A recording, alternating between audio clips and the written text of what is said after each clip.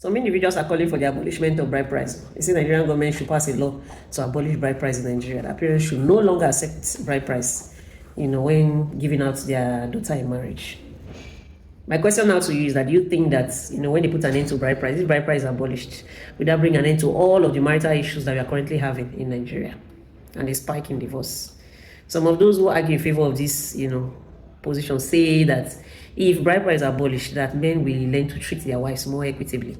That is because, parents accept bride price. Some of these men have the mentality that the wife they are giving money in exchange for their daughter. So therefore, they see it like slavery, like trade by barter. I give you money, I take your daughter. So it's the reason why, some men don't treat their wives well. Some others argue that, when you collect bride price, it does not dignify your daughter. That is an infringement of their rights to dignity. That you don't dignify your daughter when you accept bride price. Like you are equating her to a thing, a whole human being. You reduce her value to money. So what's your take? Do you think that, abolishing bride price bring an end to all of the issues we are having? For me, I'm Edo, and where I come from, we are not really big on bride price. We see it as when a family demands too much, they see it as if they are hungry and desperate. In fact, in some families in Edo will demand as low as 7 naira as bride price. So just chicken change. Sometimes they'll tell you to bring some money, they'll just take a token 500. Some families 100, some 15 naira, some 7 naira, and all of that. Although now no more coins, so it's going to be really difficult. But back then, it was very common to have families just take 7 naira. But does that mean that automatically women from these places or families who do not accept bride price, automatically their daughters get treated well? I don't think so.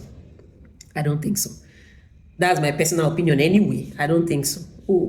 I think that when it comes to, treating your partner right, it all boils down to home training. It all comes down to the kind of home training you have. When we are raising our children as parents, bear in mind that your son is going to be a husband, to somebody in future, and it requires leadership to be able to excel in that role.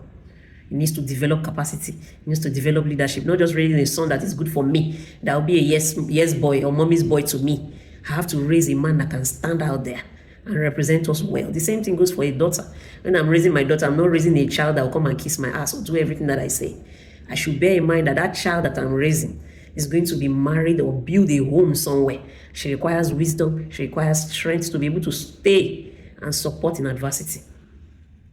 So I think that for me, it all comes down to home training. Raise your children to be citizens wherever they go so that they can represent the family properly. That's my own opinion. But what do you think about this issue of bride price? I'm not big about bride price because where I'm from is not an issue at all, where I'm from. But I do not think that, abolishment of bride price will automatically equate to equity in marriage.